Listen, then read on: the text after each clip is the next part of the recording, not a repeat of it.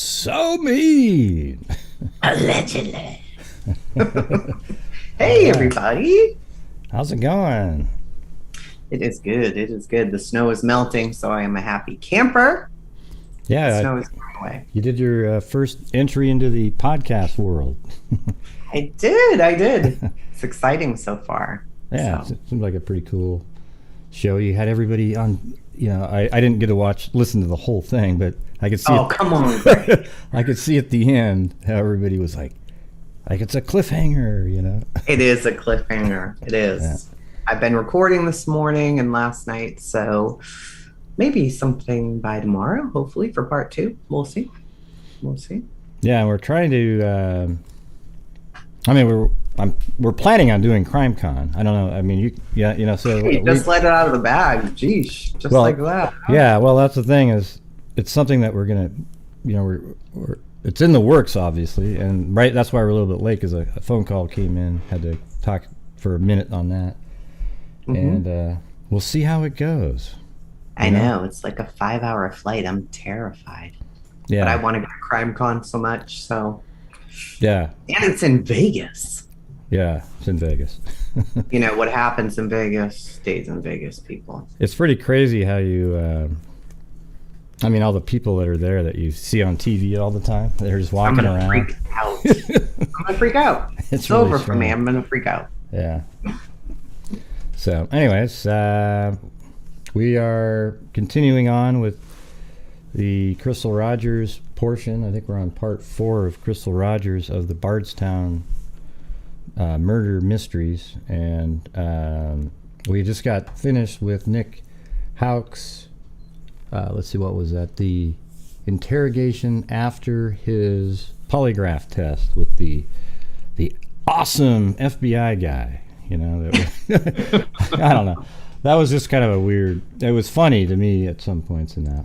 What did you think about that whole thing? I mean, it was a little amusing because the topic wasn't funny, but the way the guy was handling it was just odd. It was just a strange thing. It's almost like he was talking to an 18-year-old sort of naive child. Instead of a cop. Yeah, he knows all that stuff. So anyways. Yeah, that was a funny one. I think right now we're going to be to another, it's like a 42-minute long, I think it's the Mayor John Royalty is his name, and it's October 16th, 2015, the decision about Nick Houck, I think, to remove him, right? Yep. Yeah, as a police officer. So we're doing everything in the order that things happen. Right. So we're going to go into this hearing that they have once they've determined the way that Nick has acted is inappropriate in this case, which is good because I think everybody else has seen that so far. So it's good that the higher ups noticed it as well. Yeah.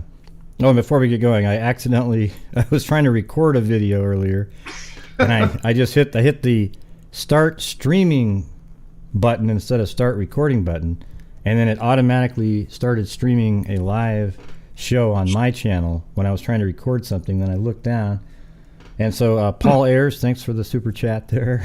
It was crazy. It was like a 6-minute video just playing, but that's kind of spooky, that you can hit it like that. I mean, yeah, you hit the start streaming button in OBS unless you have it set differently on YouTube, and it just starts streaming a video. It's really wild.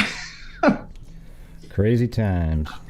So anyways, should we get started? You saw some of it, Danielle? Yeah. Yeah, we should get going because this one's 45 minutes, so it's a little long. I don't know if we'll watch the whole thing through. They may summarize it enough in the beginning where we don't need to, Gray, but you can make that decision. Yeah, I don't know if Tommy Ballard talks in there or not, but there's definitely different people that the sheriff speaks. So I guess we could kind of slide it around if we want to look and see. Yeah. Attorney Tim Butler for statements, and I guess we'll open the floor for questions. Not the greatest audio in the world. Thank you, Mayor. Yesterday, Thursday, 9 o'clock in the morning, we had an administrative hearing concerning the employment status of Officer Nick Houck. That hearing was closed at approximately 1 o'clock in the afternoon. Oh yeah, and this is by, let me just say, Nelson County Gazette. They had this, recorded this, so. Since that time, the mayor's been considering the evidence and information that's been presented. Earlier today, he issued a final order, which I believe you all have a copy of, and that order terminates Officer Houck from the Bardstown Police Department. We feel like that the order speaks for itself.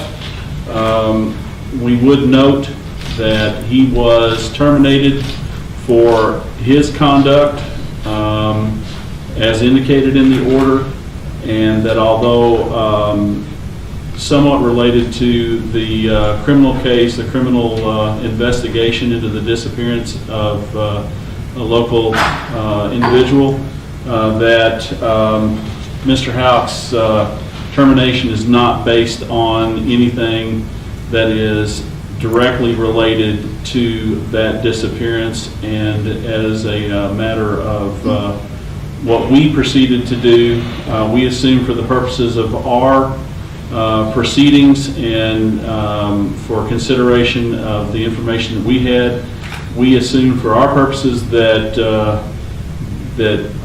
Officer Houck and anybody else in his family, that they were not guilty, if you will, or involved in any way, shape, or form in that. So we assumed that away, anything related to that away, and did not act with that as our basis.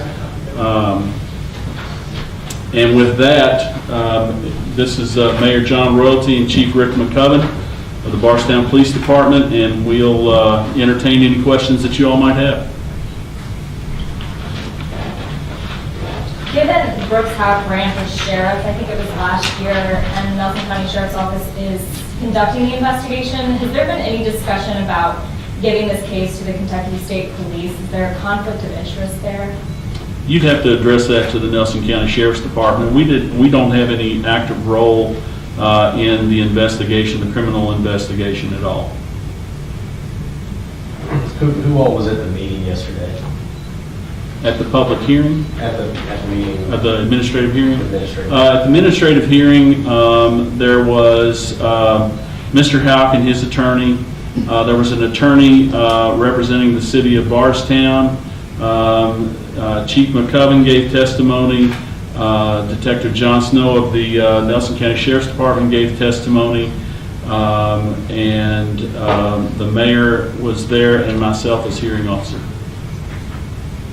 Chief McCubbin, you're probably disappointed in the actions by Mr. Houck. Can you talk about your reaction?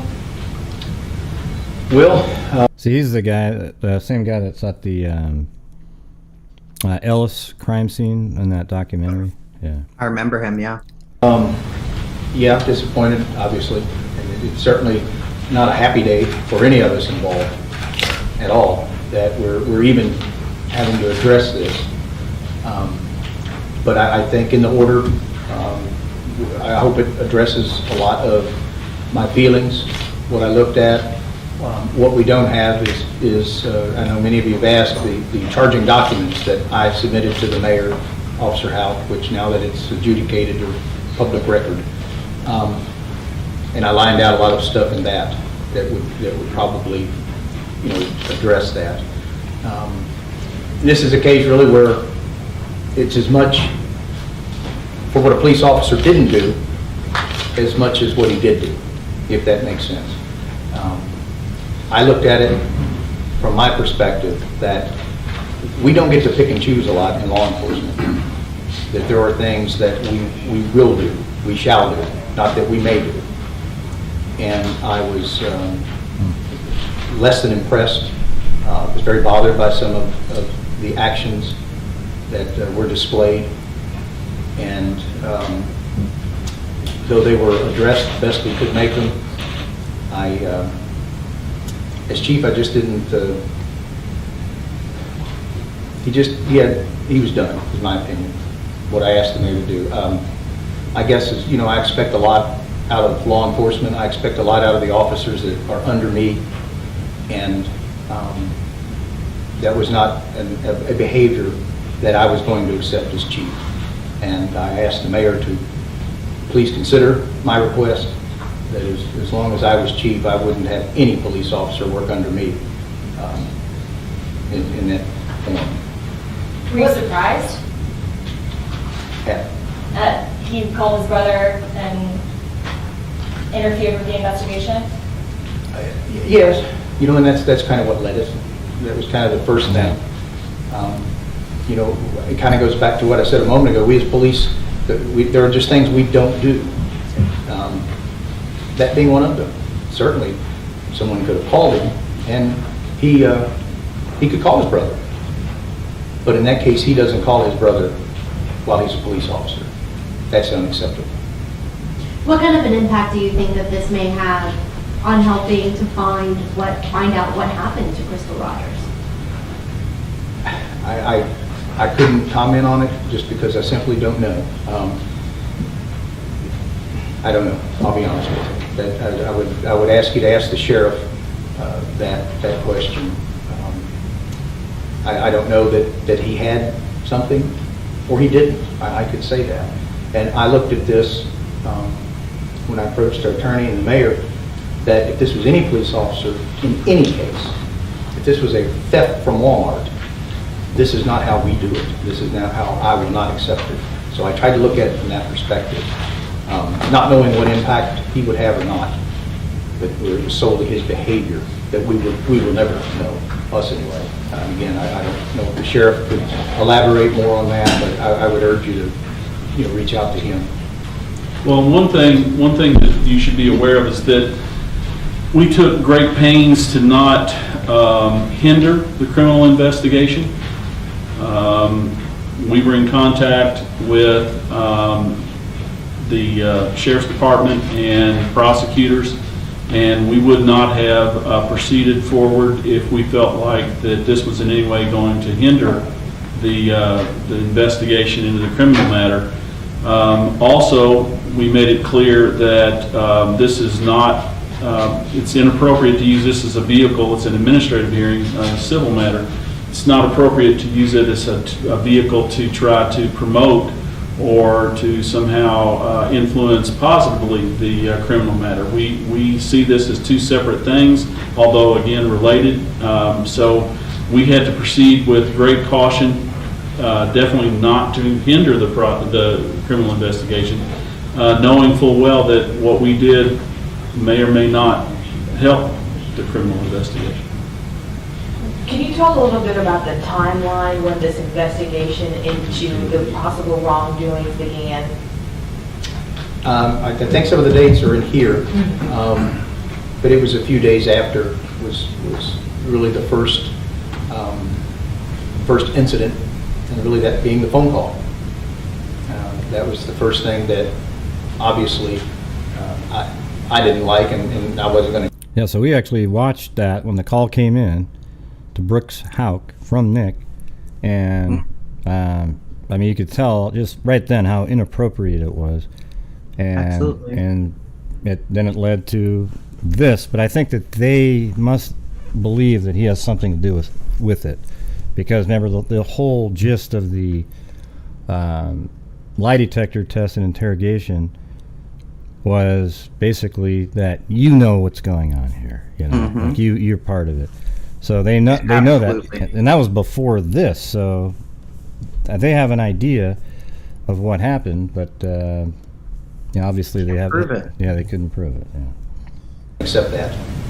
And then it just kind of snowballed from there. How did you guys find out about the phone call with his brother? The sheriff told me. The sheriff told you. So the sheriff was aware that he had some type of interference, or at this point he's aware, but was he aware back then when the first phone call went out to his brother?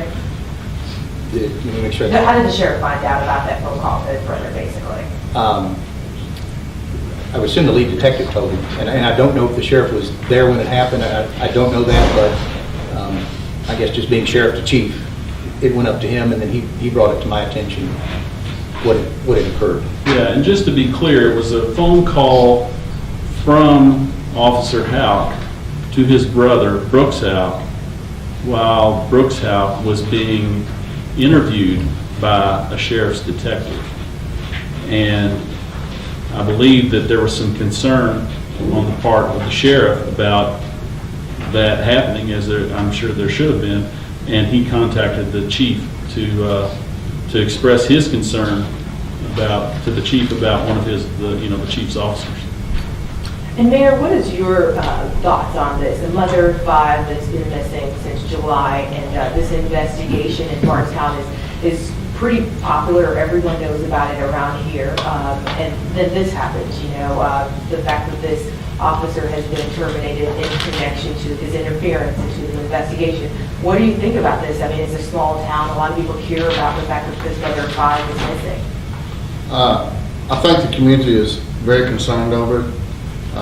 But according to this, these documents, when Chief McCubbin and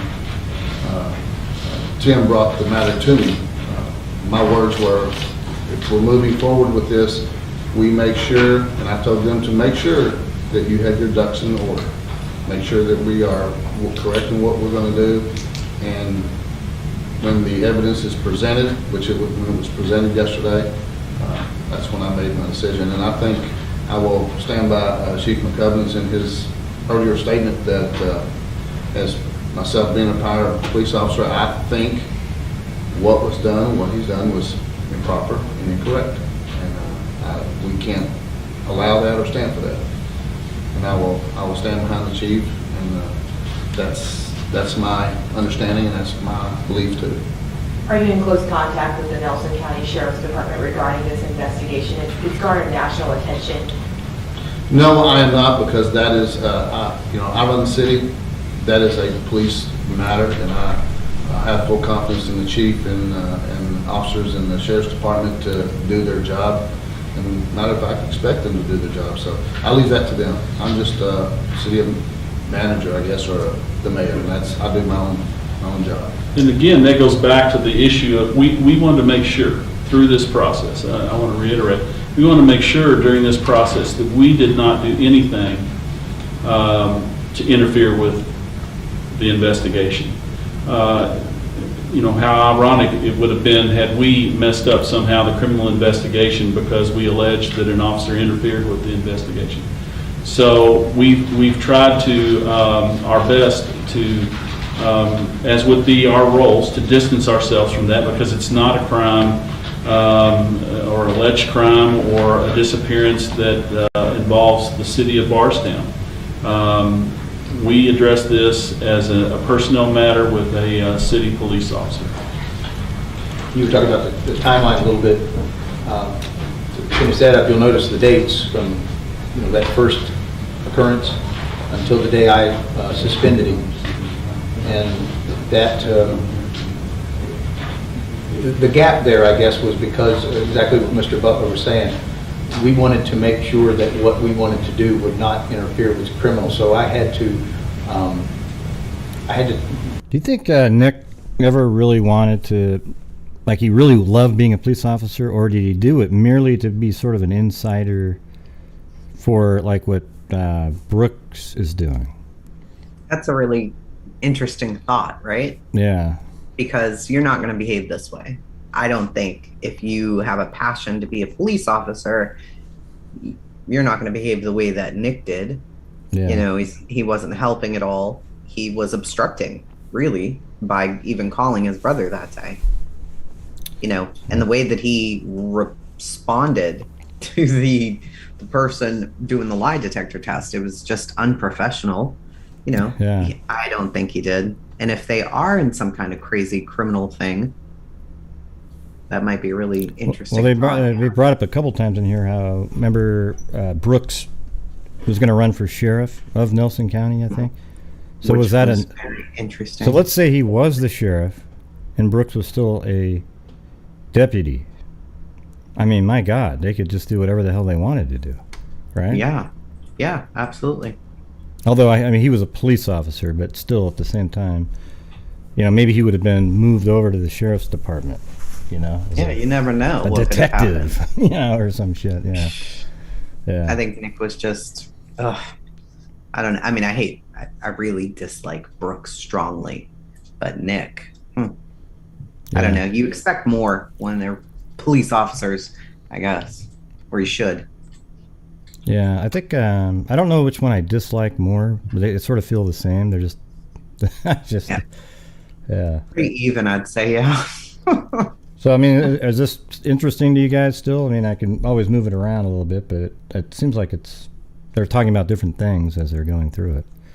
Mm-hmm. Nick, Talk with the prosecution side of things. If anything were to come out, we did not want this to screw anything up in that area. So, you know, if you're wondering the gap in between of what happened and the day it was actually suspended, that's why we were just doing like I would in anything I'm looking at. I want to be thorough and make sure that I have what I present to the attorney and the mayor would be, you know, fits the elements, basically. This may be a question for the sheriff's department, but now that he's been terminated, can he be considered a suspect in that case, the Crystal Rogers? Yeah, that would be completely up to them. As far as the polygraph test is referenced a few times, and I think there's only one polygraph test that was administered. Was that administered on behalf of, I know the FBI did the administering, but was that by the request of? You know what's interesting? I bet you the videos of the interrogations weren't put out yet. Like, these people are asking these questions blind of that knowledge. I don't think they would have in 4 months put out interrogation videos. That doesn't make any sense. I bet those came out way later. you might be right, but I'm sure these guys know what went on during. These guys do. Yeah. So People asking. So that previous question, when the person said, "Do you think he's part of the case?" They said, "Well, we don't really know. We'll let somebody else handle." Well, no, you guys have seen the interrogation with the FBI guy. Mm-hmm. You know, you guys all suspect him. That's what led to him asking questions like that. Yep. Bardstown City Police, or by the sheriff's office? It wasn't done by at our request. And the sheriff. And I'd like to express to everybody that this process and what we're going through right now was given a lot of thought, a lot of detail, and it was a decision that was heartfelt, and it was a major decision, and it wasn't just something that we do every day. It's a major decision to do something. Was it a tough decision to make? Yes, it always is. What now, Chief McCubbin? Has he turned his things in? Yes. for the Did he most do that part. before when he was suspended, or has he done that? I took the badging done, as the model would be. I took his authority and those items when I suspended him. But yes, he's in the process of returning all properties that belong to Bardstown Police and Morris. You had mentioned several times in here about Officer Nick Houck saying perhaps maybe disparaging things about Detective Snow, and saying that Detective Snow lies to juries. Was that something that had come up before, or was there tension there? I was not aware of anything along those lines. It didn't speak out that where that came from. That was the first we heard of it. Let me tell you that.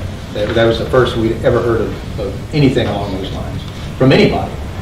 It makes you wonder if there's something else going on. If that's not true, what he said about Snow, then there might be something else that Snow might have been aware of that he's trying to head off at the pass and say that he's a liar, you know? Because why would he say that only about that one guy? Or maybe it's just a personal, he's vindictive against him for something else, but... Well, he did say that something happened with Snow where Snow admitted to lying in court or something. Mm-hmm. But I'd like to know what exactly Snow was into. Was he looking into something that involved his brother at some point? Yeah, it makes you wonder. Yeah. And maybe Nick, maybe there was something that he was saying that sort of implicated the Houcks at some point. Snow did, and then now he's trying to say, well, he was lying, so I know he's a liar, so I'm going to say that he admitted to lying. And I don't know. Yeah, you know, the police force probably wouldn't want any of that out, so we don't know what it was. Yeah, but they're saying they're not aware of anything. Right. You know, any side of law enforcement, the court family, that was never even brought up until he made that statement. Does the city have custody of his police cruiser? Sheriff's does. Oh, wow, the sheriff. So that's Is there where a specific reason for Brooks would have been. why Nick Houck's status with his department when in graduate status? Like, for example, the person was suspended with pay, then without pay, now he's terminated. Is there a reason for why the police department did not pursue termination directly? Well, I have the authority to suspend administratively and full police powers. So I did that immediately. Then I send that to the mayor. The mayor's the only one that can suspend without pay. So once, I guess again, once I convince the mayor what I would like and make my request to him, he made the ultimate decision to suspend without pay. And there's a section of state law, KRS 15520, which is the Police Officer's Bill of Rights, which requires certain administrative procedures and certain protections for a police officer. And again, a little bit of the timeline in terms of the delay. First and foremost, we had to proceed with caution because we realized that there was a criminal investigation. So we had to proceed with caution. Then we had to meet the criteria of KRS 15520. Which requires the chief to put together information and basically do what's called a charging document. And again, that's part of the records for this case. Once that's done, once that was done and submitted, after we decided that we could proceed without hindering the criminal prosecution, the chief did that document. Mr. Houck was suspended with pay. We established a hearing date, which was sometime, I think, back in September. Mr. Houck retained an attorney. That attorney had a conflict with that date. So when that date came and went, we reestablished a second date, which was yesterday. And the difference between the suspended with pay and suspended without pay coincides with, he went from suspended with pay to suspended without pay on the date that we had set for that original hearing. Chief, do you recall when the last time an officer was fired for interfering with a criminal investigation? No, I can't. Since Chicken here or overall? Here. No.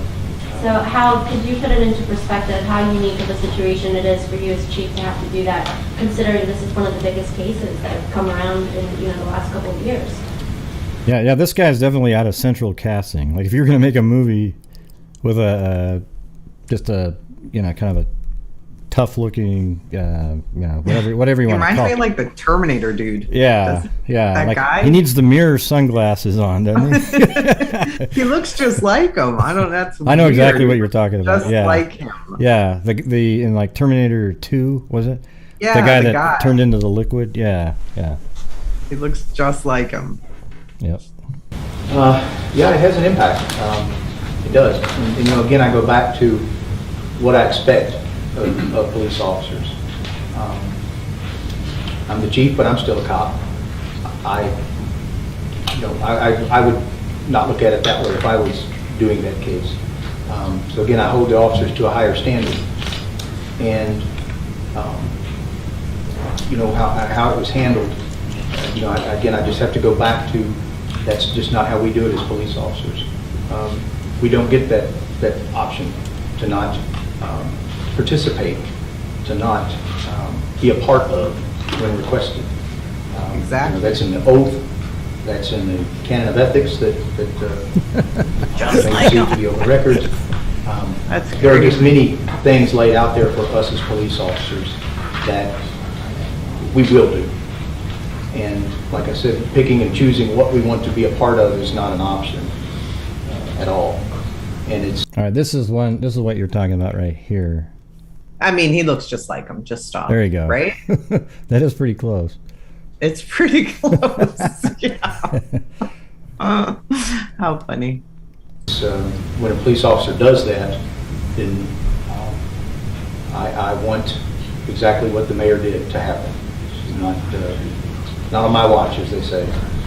Any police officer for that matter, but certainly as long as I'm chief, I don't want a police officer working under me, representing our department, our city, and this community that's not going to give it 100%. But there's other charges besides just interfering with the investigation. There's ethic charges that were done. As chief had quoted the canon of ethics and Bardstown policies and procedures were violated.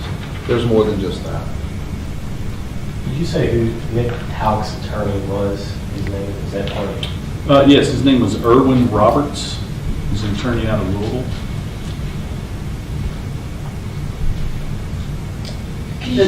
In the authoring of this document here, part of a passage reads, Mr. Houck could have and should have asserted his constitutional rights, which as a police officer he knew or should have. So, one of which was the right to remain silent.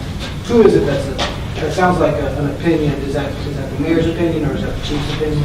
That was, just so that you all understand how the final order was drafted, the chief and the mayor and I had extensive discussions after the administrative hearing. The mayor identified his areas of concern, and then as a city attorney, I drafted the final order that you all have there.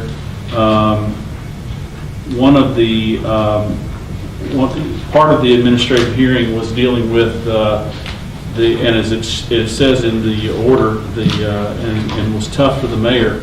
And when somebody says, I'm put in a tough position here, I've got, I'm potentially a suspect, and people are looking at me and as a guilty party, and I'm trying to protect myself, but yet do my job as a police officer. And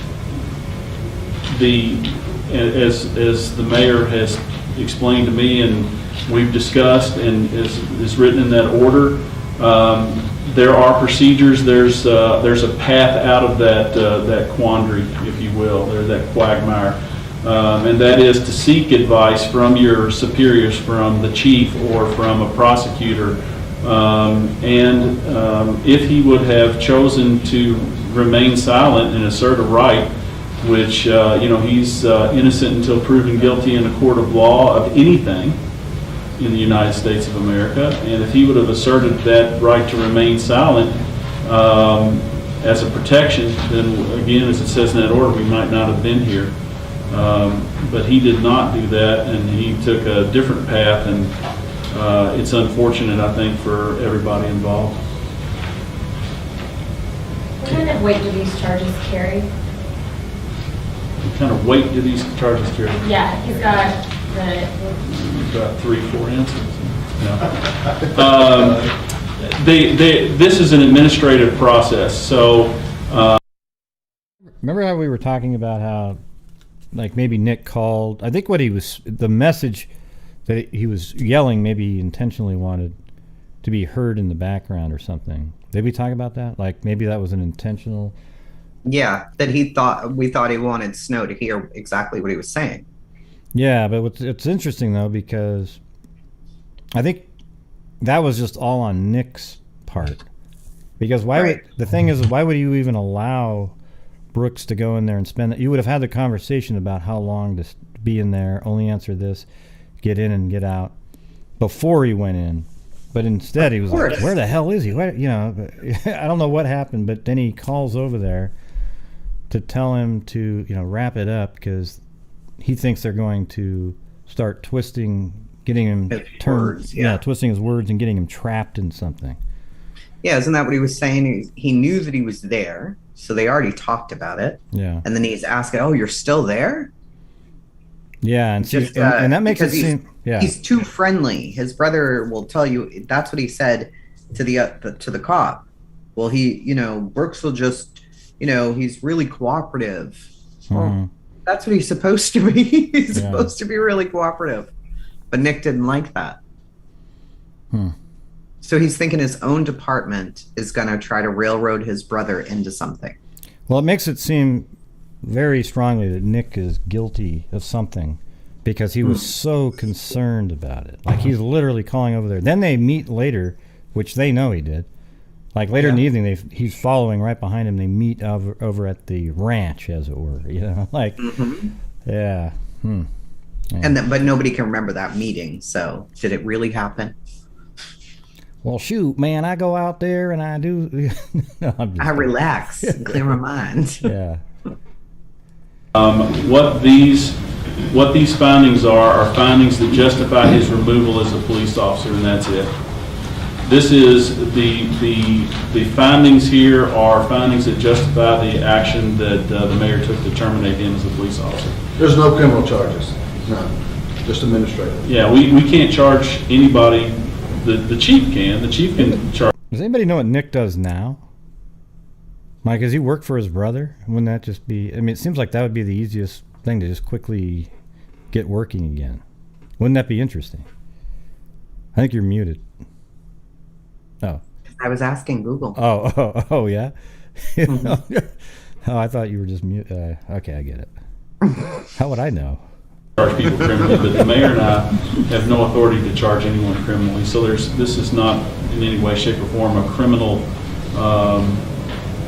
and there's no, if you'll read carefully, there's no, I guess, I'll leave it to a prosecutor, but there's no, not necessarily criminal behavior here that we've alleged or found. As far as the interfering with an ongoing criminal investigation, is the phone call the only instance? He switched it to, we're not alleging any, well, I mean, we haven't found any. Yeah, Right. They know that they alleged something in those interviews, you know. That you are aware of where it would rise to the level of interfering with an ongoing investigation? That's, I'll let the chief comment too, but that's the primary allegation, for sure. But is that the only instance? In terms of interfering, you'll notice that there's also, and again, we had we discussed this at length, that there was a lack of cooperation. That's not necessarily interfering with. And that's a fine line. We all understand that. But in terms of one is maybe a sin of omission, the other one's a sin of commission. He did something to hinder the investigation, whereas in other respects he didn't cooperate with the investigation, and that's laid out in that statement. But as far as I know, in terms of the sin of commission, where he took some sort of action, I think that would be the only one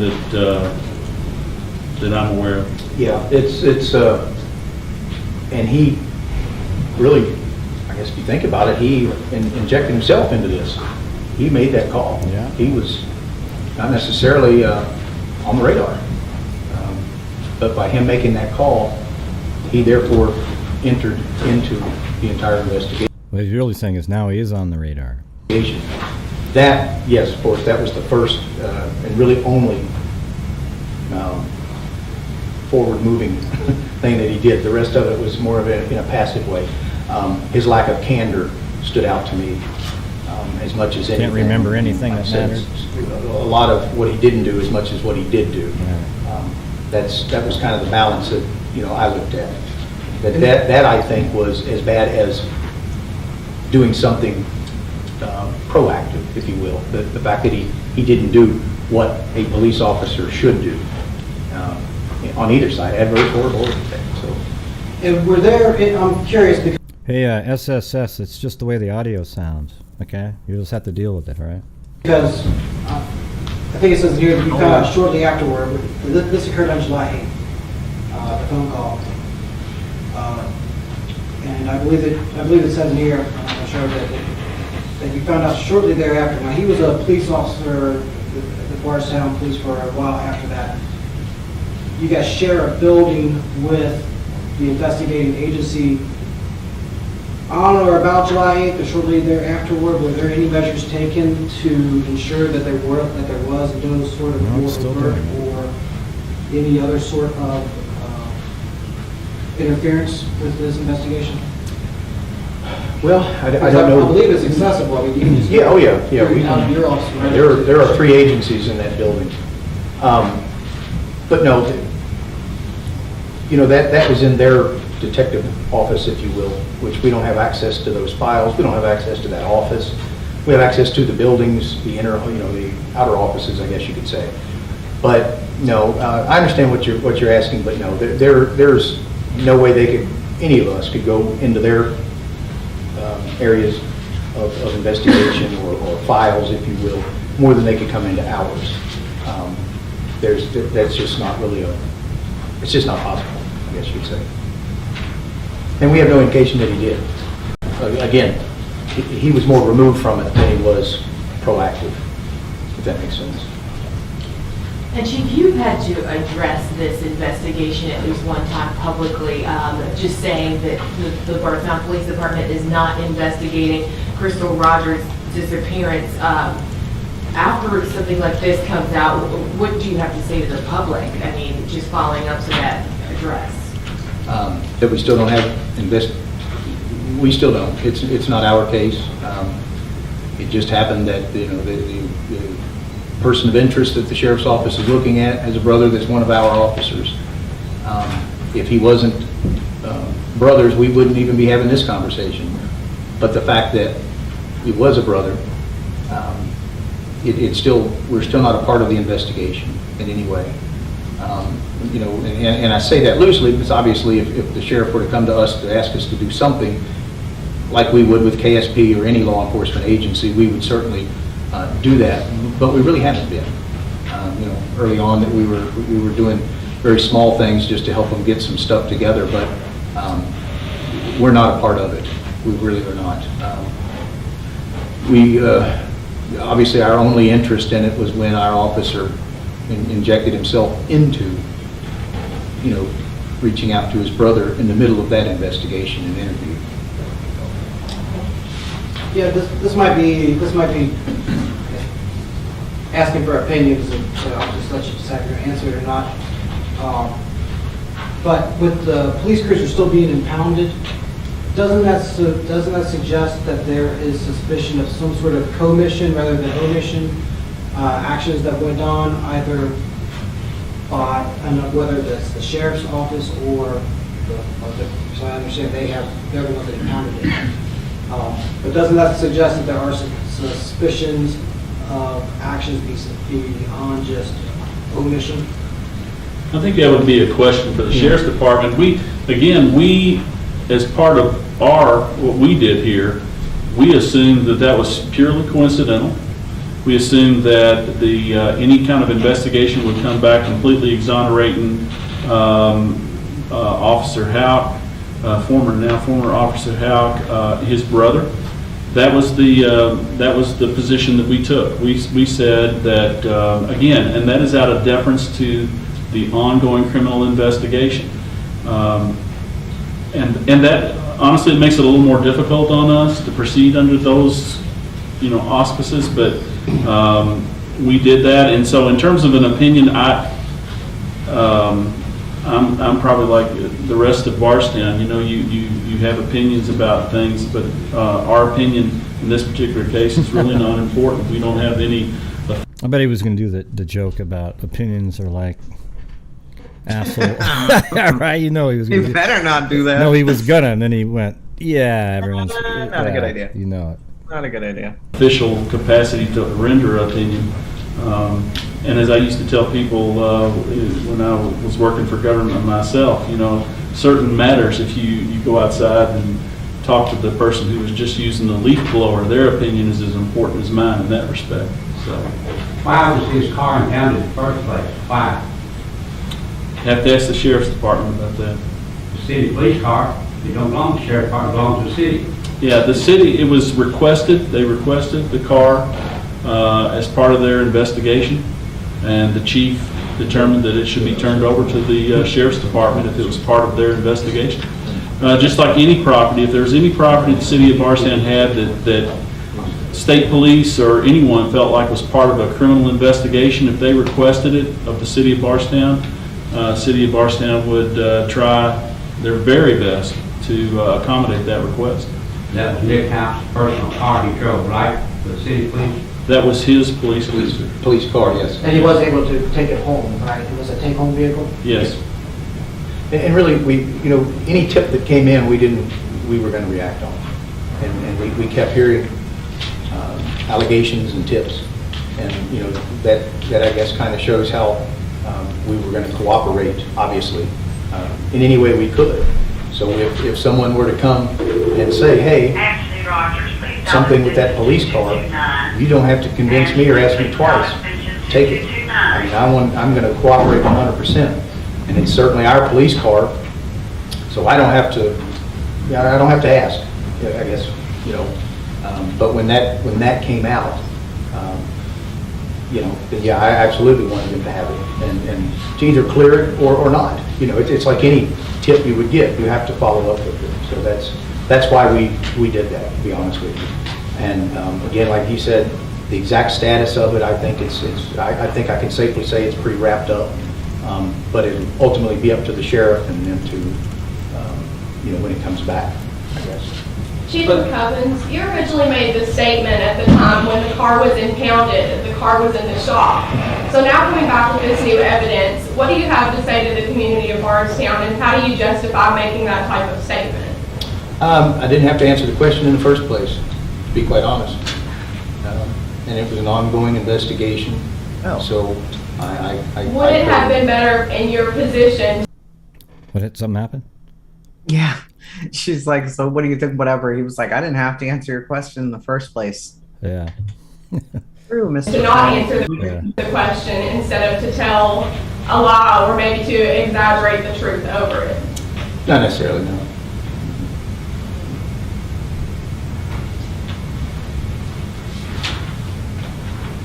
You have you instructed your officers a certain narrative when the public asked them.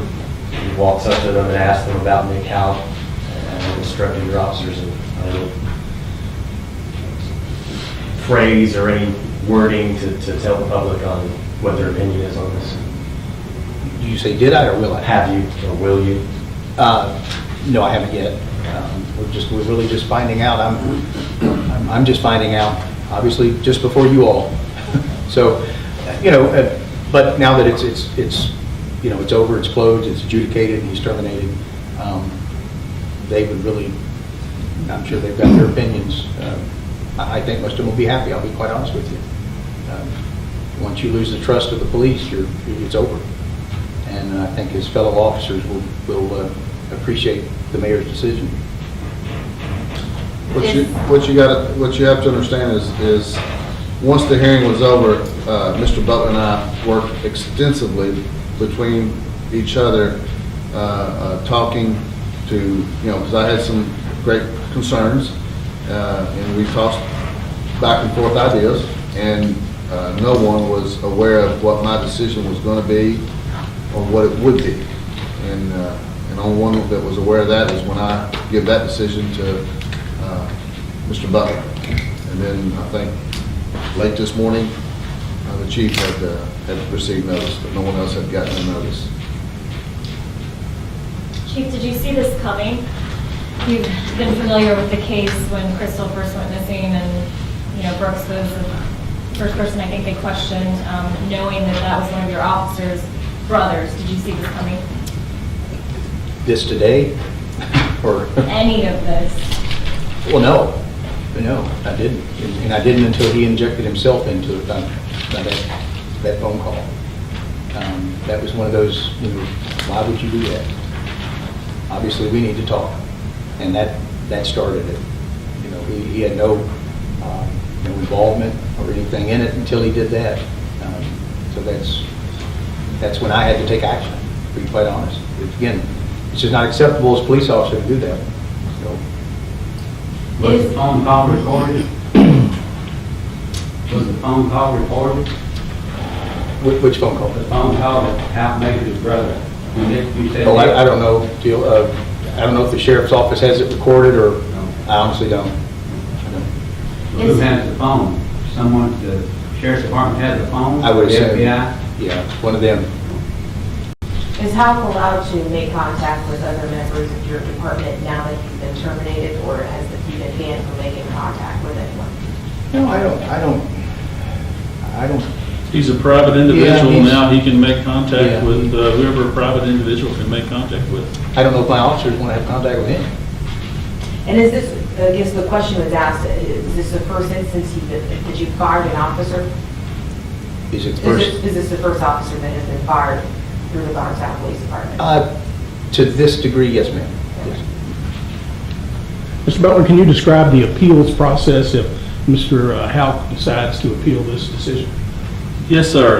Under that same KRS 15520, it provides that within 30 days of the final order, which is 30 days from today, he can appeal that to Circuit Court, Nelson Circuit Court. It's an appeal and complaint that has to be filed, and it would be appealing the mayor's action to terminate Officer Houck.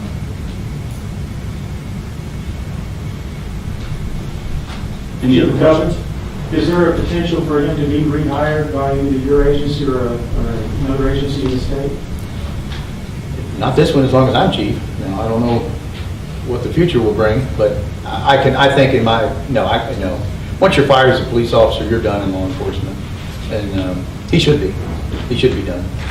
But he won't be back here as long as I'm chief. That was a Or strong rehired. statement, though. Let me put it that way.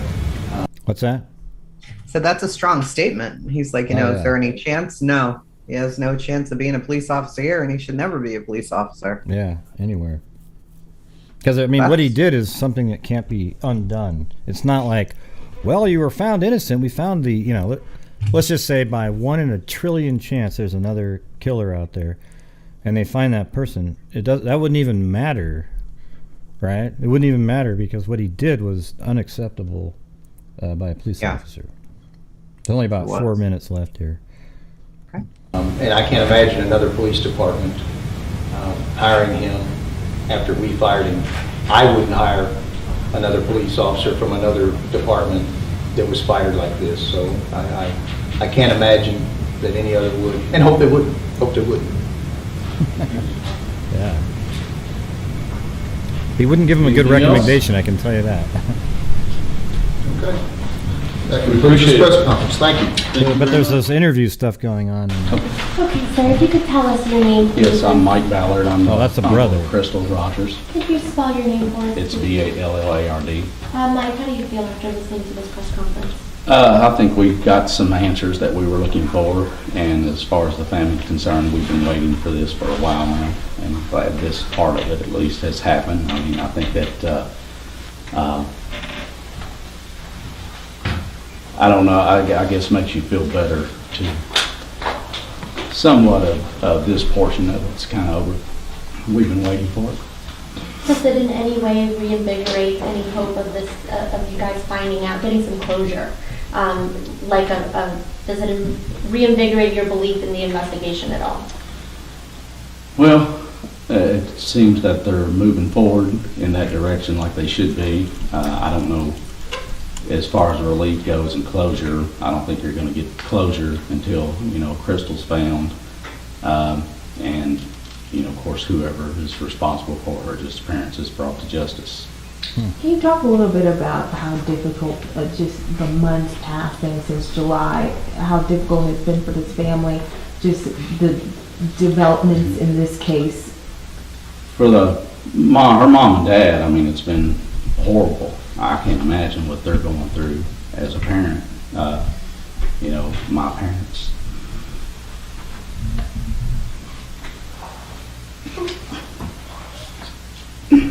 They went through it, my sister. So that, kind of brings back all that. It's been tough. The fact that you learned today that they definitely think that Houck had, a role in the interference of this investigation, how is that making you all feel? There was no doubt in our mind, as far as that goes, that he, we felt that he did. Anyway, Again, we know they have his car still. There's a reason why they have his car. That's for sure. What that reason is, we don't know. And I understand the police can't tell you everything. But as far as that, because it is an ongoing investigation, and they've got to keep things quiet too, because they don't want to hinder their investigation. But obviously, as far as our opinion goes, that we think the police car definitely had some involvement in this, in her disappearance. Are you happy she's been fired? I don't know if you would call it happy as far as that goes. How can you be happy about any of it? But I do think that lets us know that they are going on with the investigation and are working on the case. Is there anything that the public can do to help you guys? Just keep their eyes and ears open, and if they got something that they know, call the sheriff's department and let them know. Do you think his termination is enough?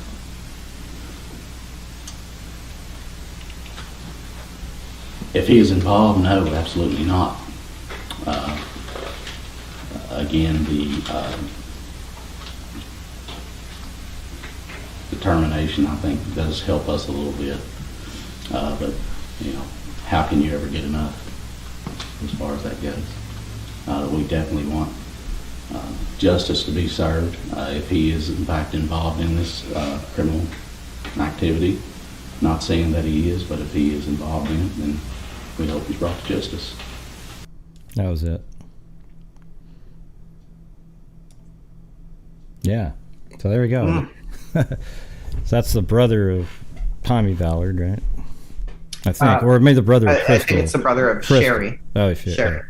Yeah, Sherry. Yeah, I think the brother of. It's weird that's why I thought he said Ballard is the last name, but then later I was like, how does it make sense? Because he said it was his sister, and then I was like, oh, it could be Tommy's brother, maybe.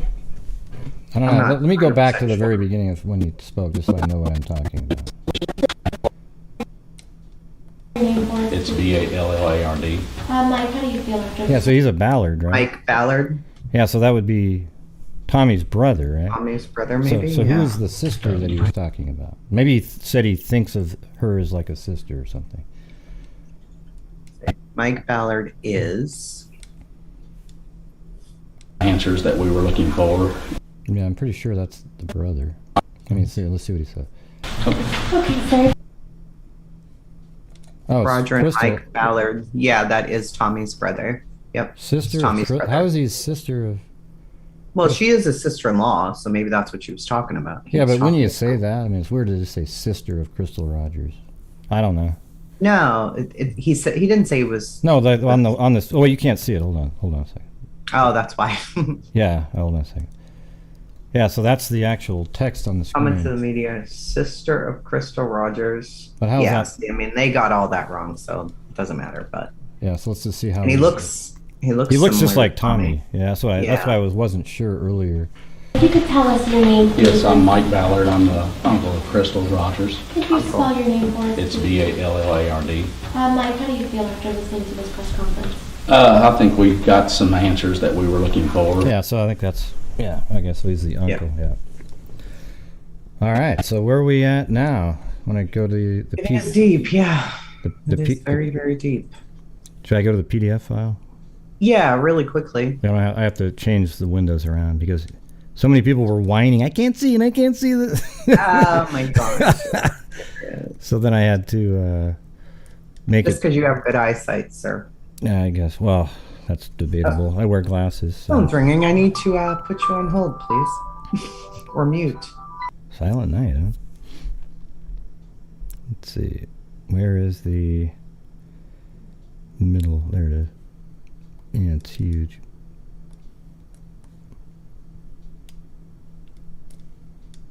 And there we go. So I don't know what part's next. Let's see. Where are we going here?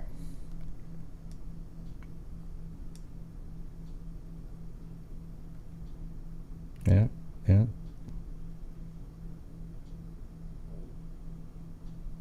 I don't know if we got to that part yet. Yeah, I think we did.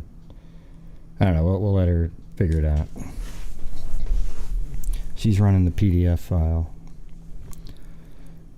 Well, how's everybody doing? Make sure to, there's no new channel members today, so we need you guys to sign up to be channel members, because at some point we might switch over to the chat is only for channel members to make this more of an, and that way we can avoid the trolls that seem to show up a lot of times.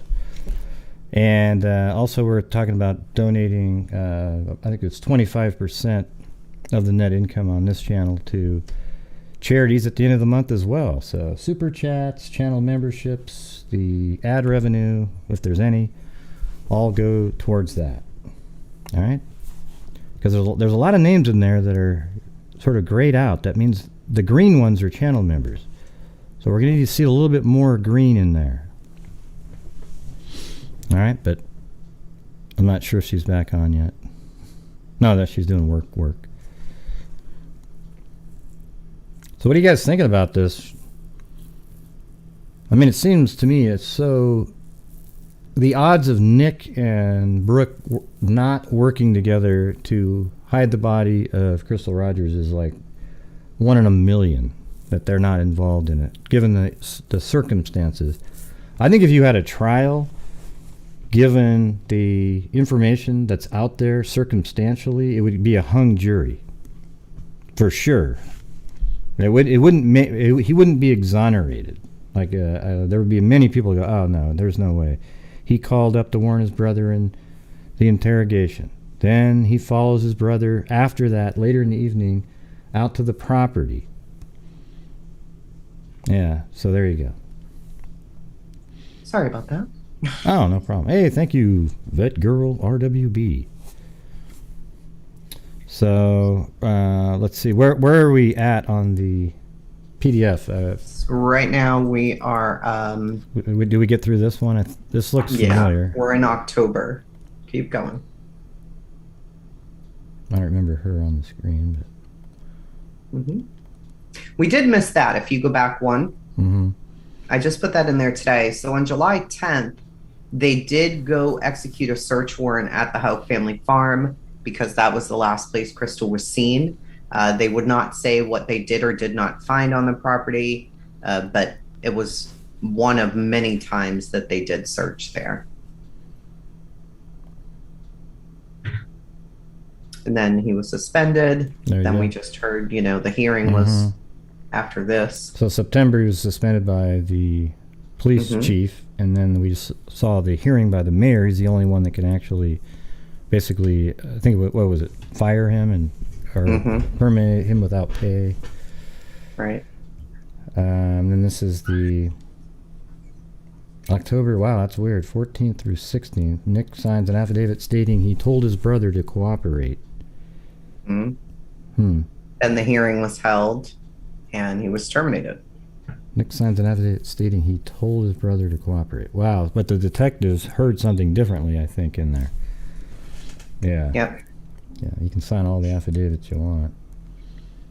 Then in October, the sheriff announced that Crystal was presumed dead, and he also declared that he had his eye on the main suspect, on this man, only one person, Brooks. So he became the named suspect. And at this time, you'll see like signs going up and down, fence posts, and they're hung up all over the place. Brooks knows the truth. Where is Crystal Brooks? All kinds of stuff was going on at that time. Okay. Eye on a man. Oh. Now this fella, this is Danny Singleton. He was a Brooks employee. He ended up getting arrested in connection to Crystal's case because, I did a typo there. He lied to the grand jury about where he was during the time that Crystal went missing, and he was charged with perjury, and the charges were later lessened to false swearing. But why would you need to lie? So the next page, yeah, it's like, why would you need to lie? Yeah, so this says, the Commonwealth has filed an amended supplemental compliance listing additional witnesses who will testify within the matter. If we go down, it says, the court may take judicial notice that Crystal Rogers is missing, that law enforcement has undertaken an effort to locate her body. The evidence is expected to show that her boyfriend, Brooks Houck, is the prime suspect. The evidence will also show the defendant, which is Danny, to be the only full-time employee of Houck. He was with Houck on Friday, July 3rd, 2015, and early Saturday morning, July 4th, the time that she went missing, and lives in a residence owned by Houck. Additionally, the evidence will show Crystal's car arrived at the Bluegrass Parkway during this time period, and that Houck would probably need help if he disposed of a body. Based on the above, the defendant was subpoenaed to testify before the Nelson grand jury and requested to explain his whereabouts concerning the time in question. The defendant testified he was in Louisville during the evening of July 3rd, in the company of another, went to a bar or nightclub, returned home, and stayed there that night into the early morning. So then the next page says, subsequently, the defendant admitted his sworn testimony was false, and other witnesses testified that he was home that evening and early morning. So I think he lied to them like, I don't know, some insane amount of times. Let's see. The witness was being questioned regarding working hours concerning the possibility that those hours did not meet a state requirement of hours worked per pay period as to be paid as a part-time Commonwealth secretary. I don't know what that is. The next page says, in the case at a bar, obviously a thorough investigation is underway in regard to murder or kidnapping of Crystal Rogers. Criminal charges can and are expected to be forthcoming.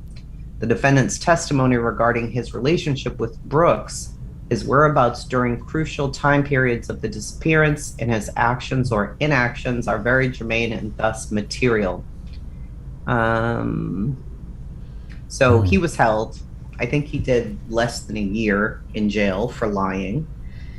They couldn't prove that he, did or did not help Brooks with disposal, transportation. I thought that part was interesting up there where they talked about that the car was on Bluegrass, Where was that part?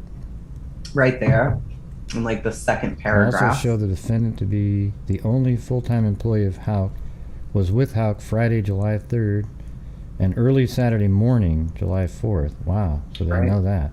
The time she went missing. And lives in a residence owned by Houck. Additionally, evidence will show Crystal's car arrived at the Bluegrass Parkway during this time period.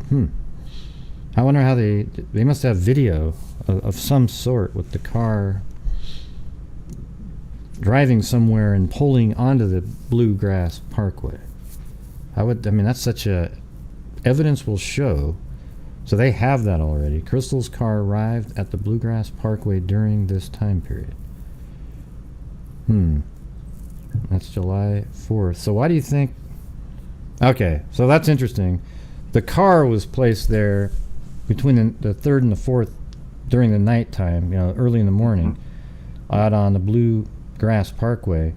But her body at that point was probably somewhere on the property of on the farm, and that's why after the interview, after Brooks was being interviewed, Nick and Brooks went out there and tried to and figured out what the hell to do, because now the heat's on them a little bit. Absolutely. I wonder what evidence they have that shows that the car arrived at the Bluegrass Parkway. And I didn't realize that this guy was with Nick during that time frame. That's crazy. Yeah. I had to go digging for this. And so he called the remember, because he called Nick's phone or Brooks' phone. Midnight. Brooks' phone at midnight. So that was just a setup call, like, absolutely, or something to make it look like maybe he was really there at the farm and Brooks left. I'd like to know where the phone pinged. It's totally possible, right? Listen to this scenario. Maybe he's the only employee. He goes to the farm. He's doing whatever, disposal of the body.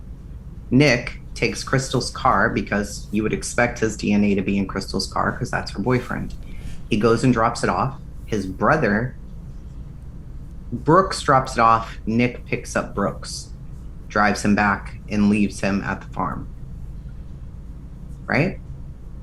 Or maybe Nick's already there and they go together. Or this dude and Brooks just take the car and drop it off, and then he drives him back to his residence. Brooks drives Singleton back to his residence. But date night was the 3rd, right? Date night was the 3rd. So the 3rd, they So drive. why do you They drive have over this there. man with you on date night? Well, see that they drive over to the house, and then I think she got killed there, and then the date Possibly. night. Then his friend, this guy right here, shows up, and he's the one. He goes, "Hey man, you got to drive her car and put it over there. I'll pick you up," or something, right? And then he drives the car. I guess the seats were a little off. Way pushed back. Yeah. Right. So there you go. We don't know how tall this guy is. I He can parks tell the you. car there, and then Brooks picks him up. But I'm not sure at this point how much Nick is in on it. That's the thing. God, that's so weird. Yeah, what in the hell is he doing with? And how do they know that he was with him? Was it Well, I cell mean, pinging? he ended up admitting to perjury. I don't know what else he admitted, but I can't tell you right here that he is. Oh, my eyes are so good. Yeah, because that guy's knowledge might purely only be, hey, I drove her car and parked it on the Bluegrass Parkway. He's 5'9", 220 pounds. Brooks this is his whole thing. So, perjury in the 1st degree, 38 total counts of perjury, active warrant of arrest on indictment, active bench warrant, tons of, just so much perjury.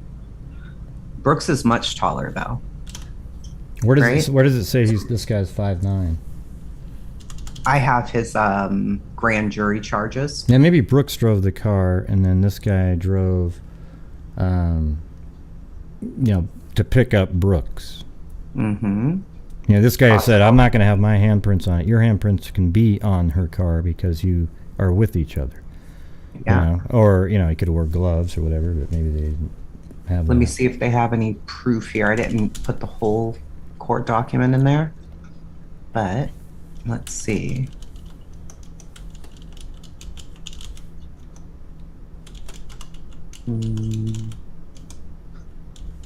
Let's see. Oh. So a DVD of Danny Singleton's polygraph including his admission he lied to the grand jury. Grand jury testimony of Sandra Gonzalez, which directly refutes Singleton's grand jury testimony. She will be called as a witness. Mike Schaefer with the FBI, who will testify Singleton admitted lying at the grand jury. Sandra Poitier will also testify she was with him during the time he said that he was in Louisville. Michael Price expected to testify that Danny Singleton was home the evening of July 3rd. And Jamie Brooks admitted to him that he lied as well. So this guy, he's just out here telling all the lies in all the world. What the hell are you doing, sir? I wonder what he said after he admitted to lying, what the truth was. And yeah, why. I'm trying to find and see if I Well, they're not see going to put that out there, I wouldn't think.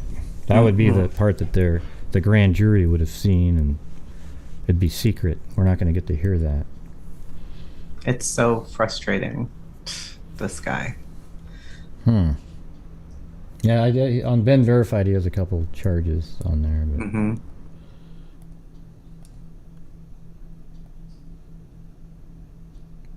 Did you go through all this already, or? No, you can go to the next one. I'm still looking at this, but so what ended up happening here was as soon as Crystal went missing, her dad, leading the charge of this whole thing, gathered a group of people. They were all from the area, and they named themselves. It says it on the next page, Team Crystal, which the pages in the group still exist now. These guys searched day and night. There's a few more pictures in here showing what these guys were doing. That's Crystal's mother and father and Tommy. other people. Tommy, that come Tommy, out. Tommy. I mean, they were everywhere, and they never stopped searching. On the next one, it says, Crystal's parents vowed to never stop searching. The community joined in to support and search. They had boats out there. They were diving, bring them home, search and rescue out of Florida. They came out and took a boat across an unoccupied section of Melody Lake as they searched for Crystal. And then what we're going to get into in the next part of this. So in December of 2015, Crystal's parents went to court to get visitation with their grandson, Eli. He's the one that's Brooks and Crystal's son. The other 4 children lived with the grandparents here, Sherry and Tommy Ballard. So visitation was initially granted for every other Saturday from 10 a.m. to 2 p.m. and some holidays. A stipulation was no discussion about Crystal whatsoever. Nothing, which is crazy to me. In January of 2016, a motion was filed to prevent Brooks from leaving the state with Eli. So we're going to get into all of that as well as what happened with Tommy on the next one. But I will say Brooks did not want his son seeing any of them, including his siblings. So not only did this man not report Crystal missing, not search for Crystal. Yeah, you shouldn't maybe not go to the next one. That'll be in the rest of it. Oh, okay. Right. He tried to prevent the grandparents and their siblings from ever seeing Eli. Do you want to play that interview? Well, that's after Tommy, so I would. Oh, say yeah, that's no, right. That's right. That's Isn't that right. what we said? Yeah, that's right. Yeah. Okay. So on Sunday, we will do the story of Crystal's parents and Tommy Ballard, as well as this custody fight that has gone on. And you'll hear some words from an interview that Sherry Ballard did. She's still out here fighting constantly. You know, she's never given up hope that there'll be justice for her daughter. But it's just been one sad story after the next. She's such a has nice been person. good. Nice person. I mean, she's out there. Everybody would want a mom just like her, going out there fighting for justice and just, and she's not a mean person either. You know, it's like she's she's one of the sweetest people you ever. Just hearing seen. her voice, you get, kind of emotional, and you guys will see when we play the video. She's just a wonderful person who, tragedy falls sometimes, and you're thinking, well, that person's kind of, karma sometimes hits you in the head. Yeah. But no, this family, not this family. They were just the sweetest people ever. So it's really hard that Crystal still does not have justice. They still haven't found her. Brooks is living his life. Nick is living his life. The last time somebody drove by Nick was when the FBI was searching, and he was out doing repairs on his house and refused to speak to the media or anybody else. And they've just gone on with their lives. And families' lives stop when somebody goes missing. Yeah. You're kind of frozen in time for a while. And they've never helped, ever. Brooks, Never. Nick, none of them. So I think that kind of speaks volumes right there. Absolutely. Yeah. Especially when the final scenario that it looked like was that she was abducted from her vehicle after she got a flat tire. Yep. Right. So, Yeah. anyways. Yeah, they tried to make it out as if, oh, well, we don't know. But I mean, if you really believe that, if you, as the boyfriend and the father of her child, truly believed that she was abducted, absolutely you'd be out there searching, right? I mean, if you're the brother-in-law, whatever, you are a cop, you'd be out there searching, 100%. Yeah, and using your resources as a police officer to get even more information and help even more, Yeah. He didn't do that. No. Neither of them did anything. And to me, that's one of the most strange things of all, indicating their guilt. And then you've got, Jason Ellis, who was killed. We still don't know why. And he Coming worked up, the we same have shift. Tommy. Worked the same shift as Nick. Absolutely. At some point. Yeah. And see, so there's a level of frustration in these cases already, right? We had Jason. It was a very sad story. You know, he has a son with Down syndrome. He has a wife who's just madly in love with him. They have another child. He's a baseball coach. Like, he's a wonderful guy. Nobody could think of one bad thing to say. Then you have the mother and the daughter who were killed in their home, and nobody can figure out why, and it was brutal. Then you have Crystal, right? Wait until we get to the next story, to Tommy, because your frustration level then goes through the roof at this point. Yeah. Because to me, Tommy connects it all. If you kind of believed, well, maybe Nick and Brooks are involved. What happens to Tommy sealed it for me. I'm like, they're absolutely 100% involved in this. There's no way, because nobody did this to this man. Nobody just randomly did this to this man. And it sealed it for me. I was just absolutely floored. You know, you're believing it because you're like, oh, it's the boyfriend. And then the boyfriend has a cop brother, so it's suspicious. And then you come to Tommy and you're like, oh yeah, they definitely. Yeah, I felt that way already before, though. Yeah, I mean, even just based on what we have now. Sure. But this just sort of like, you know, hits the ball right out of the ballpark. But it's like I don't. It didn't really increase my belief that they had something to do with it that much. Oh, but it did for me. Not. I think because I was so shocked that it happened. Because Tommy was so dedicated. I mean, he's a bulldog. He was never going to give up. And I think that was evident. Oh, yeah. That man was never. He was an absolute nemesis to Nick and Brooks. You know? Absolutely. I don't think he would have ever stopped. You know, as hard as Sherry works, Tommy was like, you know, I would say the Terminator on, you know, like you were saying, to use that reference. Absolutely. I mean, he was just nonstop over and over and over again. And I think just took over their lives, their lives. It took it. And you could see, you know, I mean, Sherry's now got, not to say that it's more the woman's place than the man's, but now she's got Crystal's 4 children as well to take care of. I'm sure Tommy's looking at his wife being stressed out, not being able to see Eli, wondering where their daughter is. And a man tends to take those things on their shoulders. And Tommy's just like, he's out there. He's in boats. He's in the woods. He's everywhere. He's almost like Tim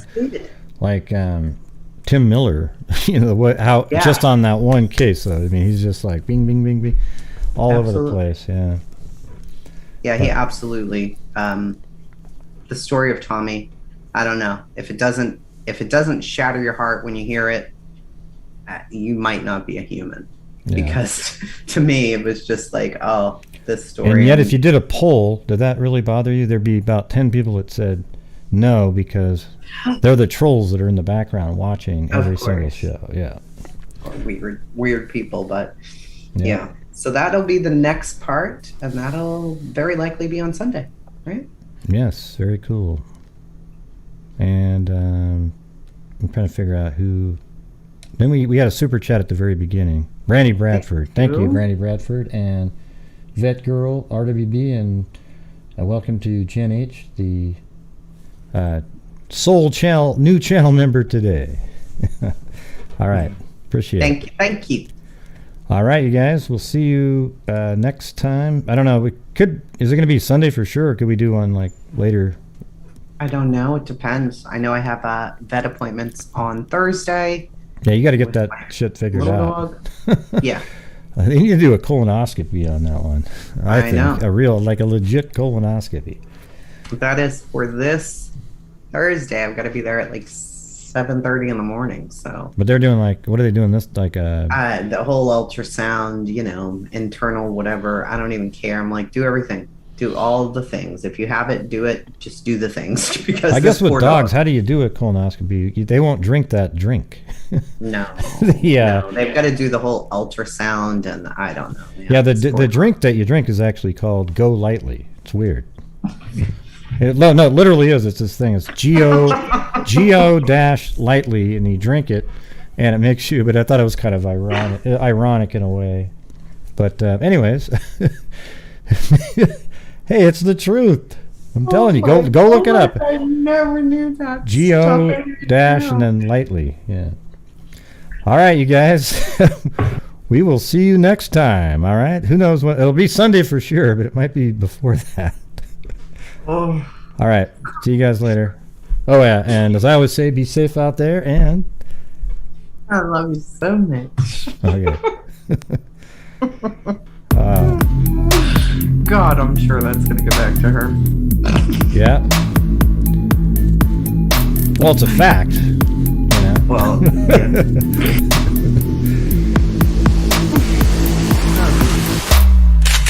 We never get through this ending without talking, I've noticed. That's your fault. Yeah.